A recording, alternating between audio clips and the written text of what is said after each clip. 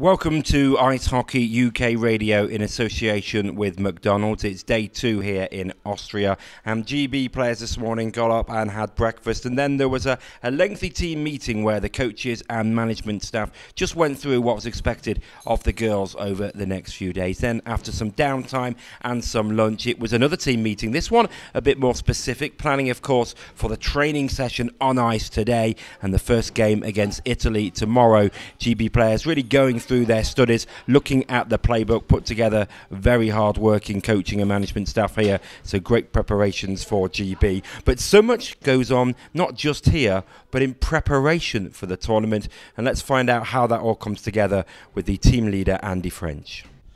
It starts right back at the Congress when the country is delegated the tournament. Once you come back away from there, you know where you're going normally. And with this venue, obviously it changed, but you know where you're going, you know how many people you can take. But then the job for me is to start looking at the best price for flights.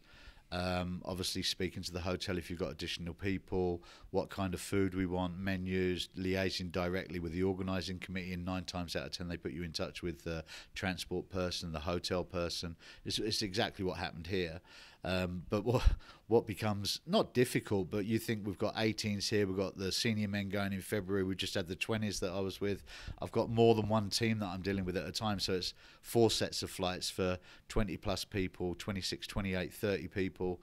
It's a lot of logistics, but I manage and it works, and there's a lot of communication, a lot of time, a lot of scheduling that takes place, like you said, with the managers and the coaches.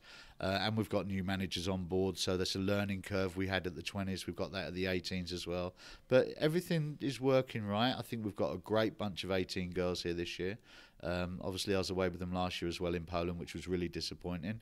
But I'm quite optimistic.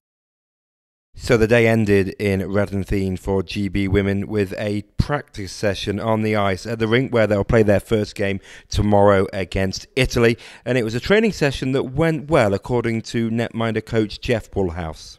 The girls looked good. They were skating well. You know, I would say we had the travel day yesterday and a lot of hanging around, waiting around to get on the ice today. But it was a good practice. It looked sharp, and coaching staff very happy with it. Do you think it was good that they came a day early so you weren't flying today straight on the ice? It just gave them that extra rest time, I guess, like, you know, a good sleep last night before getting into training. Yeah, definitely. Not always able to do that, but when you can, and like we have been able to do it this time, it's great. Like I say, the girls can come and get, as you mentioned, know their surroundings, find out what's what, you know, before having to rush down to the rink and get straight onto the ice. So, yeah, preparation's been very good.